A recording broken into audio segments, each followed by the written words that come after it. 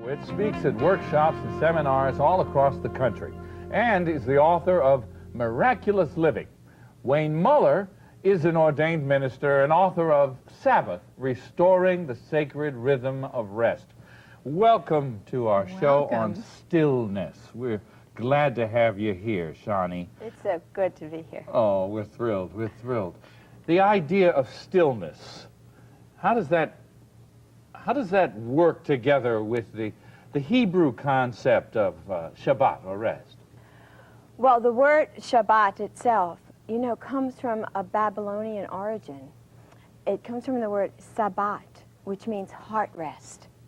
Wow. So when you move into your heart, you become still naturally. You want to feel your heart. You want to feel how God breathes inside of you and speaks through your heart. So that's a natural. And I found that there was a time in my life when I was so full of chaos, clutter, confusion, the phones ringing, now the mail, email, snail, everything is constantly bombarding us. Well, I felt that way and I needed silence. So what I did a number of years ago was I started with 1 hour a week. And I would put a note on my office door and said, I am in silence. It doesn't mean I stopped working. It just meant that for this hour, if you want to communicate with me, write me a note. Well, and I think the cool thing there is that you did this at work. I did it at work. You didn't pick home. No. You didn't have to go to the beach. You picked work. Right. Probably because that actually was the place you stood the greatest chance of pulling it off. Right. And what I found was I became much more productive. I could listen. I could listen with a fuller self than I did before. Then I went from 1 hour a week to 1 morning a week. Wow. And things start happening. Projects just came right through me. And then from 1 hour a week, I went to 1 week. I'm curious to know, I can see 1 hour of complete stillness. I can even see 1 morning. I'm trying to figure out how you do a week of stillness. It wasn't stillness, it was silence. Ah. And silence begins to still you inside. And didn't your husband get a little annoyed that you weren't saying anything? That you ditched him for a week?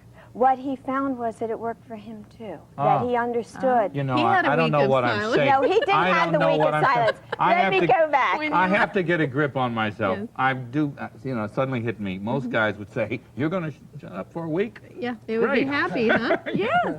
But I would miss that communication. What happened was that after the week, I would visit, my husband, I had an apartment where I stayed in that was vacant. A friend had lent it to me. And my husband came and we were together, but we didn't have to chatter. And there was such a peacefulness about the environment. It was very difficult. I heard when you were speaking to David before, what was most difficult was coming back home. Yes. And re-entering. Yes. You would think if you just sit quiet, first of all, you think I was sitting for a week. I wasn't sitting for a week. I was looking at the ocean, I was looking at the sky, and mainly I was in prayer, meditation, talking to God, and my imagination went wild. And it came out in the writings and the books that I've done. It came out in reading scriptures in a whole new way. Wow. I was reborn. In the break, you mentioned that Sabbath, the idea of Sabbath for you was sort of a marriage to God. Would you share some of that with us?